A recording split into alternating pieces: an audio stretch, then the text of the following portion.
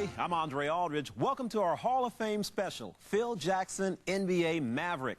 Jackson headlines a 2007 enshrinement class that also includes NBA referee Mindy Rudolph, the 1966 NCAA champion Texas Western team, and a collection of all-time great coaches. Four-time WNBA champion Van Chancellor, NCAA title winner Roy Williams, and international coaches Pedro Fernández and Mirko Novosel.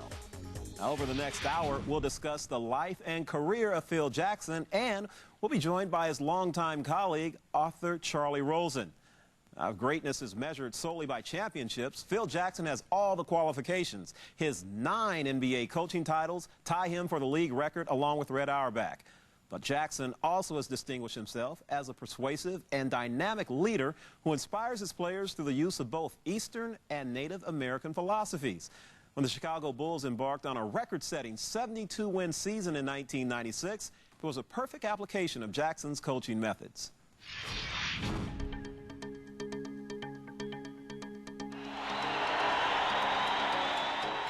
There's something that's a wholesome thing in the spirit of cooperation. And my words are used to convey that. It's not individual.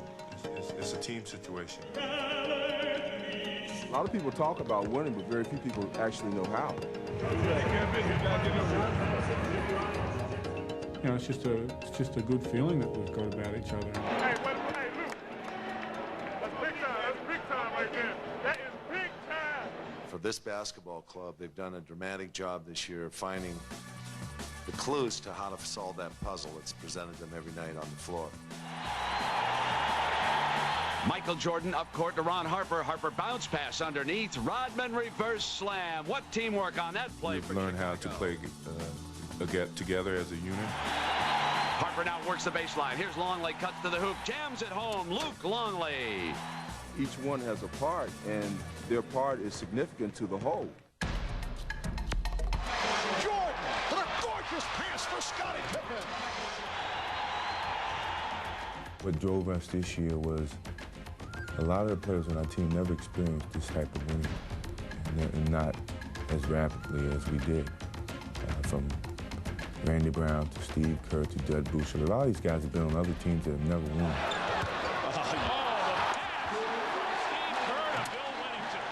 Hey, we could be playing in, wherever, some other team in the league, and nobody would know who we were. So the motivation was even greater, not just from the starting five, not just from Scottie Pippen, myself, Dennis Rodman, the guys who have experienced it before, but from the guys who were on the bench supporting and coming in and relieving us of minutes. You know, they wanted it more than we did because they've never experienced anything like this in their life. Judd Boucher does a really good job off the bench for Chicago Bulls. He gives them a lot of hustle points. We're not executing yet. We look like we're just playing one-on-one basketball. Basketball is a sum of parts that sometimes are greater than the whole. Phil's presence is what this team's made of. Now listen, if I call a 10 defense, match up and play 10 full court defense. You're only as good as your weakest link. 10 given points at 8 minutes gone the first quarter. His presence is, I think, one of the reasons we've won so many games this year. I think he's unselfish in that regard. He doesn't he'll try to spin out baseline, won't he?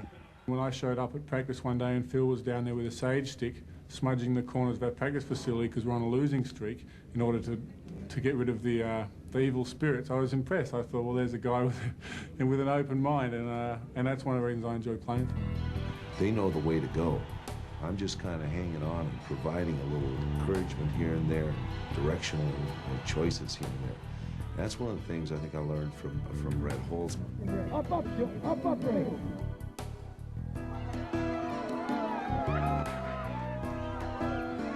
Our basic philosophy is don't give anybody the easy shot.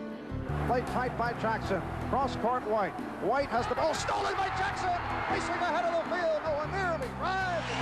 What a sequence. The incredible, tenacious Chicago defense. It is the signature of this Chicago team. Rodman saw the opening. Finding Weddington. Yes. It takes defense, it takes rebounding, and it takes guys who are willing to deliver the ball and play within the team concept to make the team function. And that's what these guys have done. They've embraced that, as a matter of fact.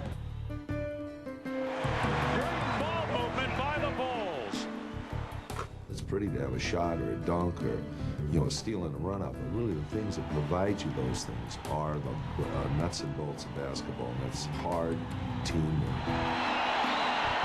Ewing drives, ball knocked away by Jordan. Oakley retrieves, puts it back up. Longley blocks it. The Bulls are swarming on defense, helping each other out. It's an attitude to win. I think winning is everybody's ambition on this team. Second best isn't good enough sort of an attitude that is carried around our practice facility, which is, I mean, I think that's really the root of it. They're willing to sacrifice certain individualities to accomplish just one common goal, which is to win the championship. What time is it? Game time! Well, with 9 NBA titles, Phil Jackson is tied with a legendary Red Auerbach for first on the all-time list. He is the fastest coach in NBA history to reach 900 wins. In 1996, the Bulls, as you saw under Jackson, posted the best regular season record in NBA history at 72-10, and he was named NBA Coach of the Year. Wow. Of course, that season would end with a title which kicked off the Bulls' second three-peat, and we'll chronicle Phil's entire career in Chicago later in the show. Right now, I'd like to welcome someone who has unique perspective on Jackson and his accomplishment, and he's Charlie Rosen, author of 13 books about basketball, several co-written with Jackson, including Maverick and More Than a Game. He's a longtime friend and colleague of Phil's, dating back to his playing days with the Knicks. First of all, Charlie, welcome to the show. It's my pleasure, Andre. So, when you go back all those years, did you see the makings of a great coach? Absolutely. It was easy to tell. He could do things that I never expected. For example, we'd play Bill Musselman's team to Tampa Bay, and they'd kill us in a playoff game, destroy us, beat us by 25 points in the opening round of a playoff game. And it was like, man, we can't beat these guys. And he'd have a shoot around the next morning and make 2 or 3 small adjustments, the angle of a pick, or let's help over here, or let's help over, and bang, it's a different ball game, and we'd wind up winning. And he could do that all the time. He could focus on small points, and that would just change everything. When did Phil first become interested in Native American culture and how it might apply to his career? Well, I think being from Montana and the Dakotas, there was just a lot around, a lot of people that he saw.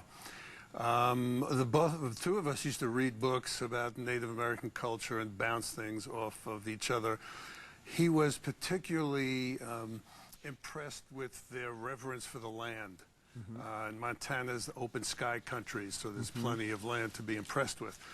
But as far as basketball is concerned particularly, I think what got him was the warriors' mentality. When they went into battle, the Native Americans would say, "It's a good day to die." Wow. And he felt that was the same way you approach a basketball game. Like, this is the last basketball game you're ever going to play, so you give it 110%. You don't hold anything back. So I think that was the most applicable thing that he took. Very interesting there. Well, you know, winning 70-plus games, still an unmatched feat in the NBA during the regular season. Dallas and Detroit both found that out recently. So how was Phil Jackson able to keep his team focused during that magical season? I think it kind of fed on itself. As the season progressed, they wanted to win 70 games. They wanted to prove something, make a statement. And the motivation really came from the players. A coach cannot motivate his players. Really? He can do a lot of talking and create an environment which makes it possible for them to have some kind of input, which is one of Phil's talents. He does create a situation where they can trust each other, where they have to trust each other and rely on each other. And it's to win 72 games, you have to be ready every night, which is difficult in the NBA, particularly when you have a tough night against a tough opponent, and the next night you're in a different city playing one of the weaker sisters in the league. It's tough to get up for those games. But by instilling this warrior mentality that this is the last game, this might be the last game we ever play, it kind of fed on itself, and they kept themselves going to a large degree. So not so much magical words, but definitely a magical environment. We've got you here, and it's going to be great to have you here for this show. So we're going to delve much deeper into your relationship and much more on Phil Jackson. Coming up, we'll take a look at Phil Jackson's New York days and the influence of his mentor, Hall of Famer Red Holtzman, as Kobe Bryant tries to nail down the elusive definition of Zen. If you ask me to explain Zen right now, I can't do it in a couple minutes. It's to be able to sum it up, really you're just going to have to find your own way through it. And that's what kind of Zen is about. It's about, you know what, you just have to be a part of his team to really understand it, because you can't describe it, you can't put it into words, but you know what it is. And us players that have played for him know exactly what it is and what he tries to accomplish with it.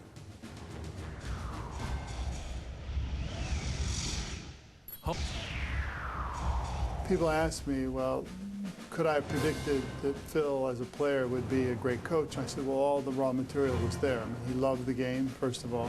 He looked at it analytically. He looked at teammates individually, not as a group.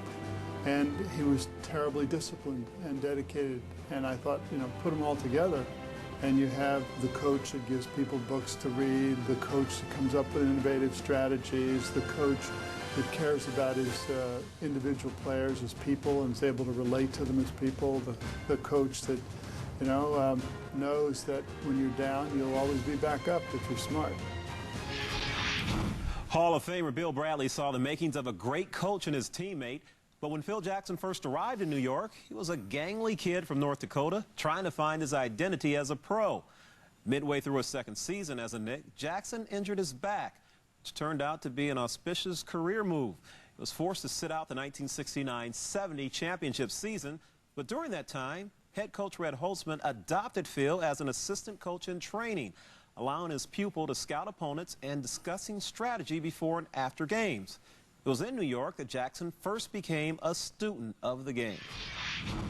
I had the fortune of being, you know, like Red Holtzman's boy in my life. There was a situation on the floor at the end of the game when we were playing Cincinnati. It was getting close in the last few minutes of the game. A timeout was called, and he caught Nate Bowman and I looking in the stands. And he was in my face in 1 second asking me if I knew exactly what was on the clock. How much is on the 24-second clock? And I said, I don't know. He said, 16 seconds. I got 2 seconds to get the ball over half court. You got to know that kind of stuff if you're going to be an NBA pro.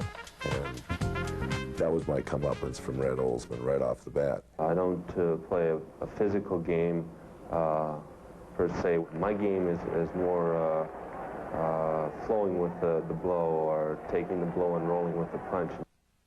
We had a full court press, and I was at the head of the full court pressure defense. And so, you know, he wanted me after the ball, and you know, because I could get my hands on a lot of passing. And the success that I had was uncanny. Play tight by Jackson. Cross court White. White has the ball stolen by Jackson.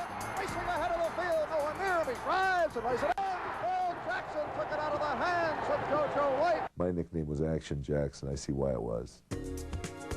This is a guy who thought that, you know, if you played together without the basketball on defense, you could play together with the basketball. And that the team growth started from this collective ability to help each other. I used to ask him, how do you see the whole game? And so he would give me little clues on, you know, opening up your vision and seeing all the movement, knowing where everybody's going to be so you can see the total court and make the adjustments you have to make.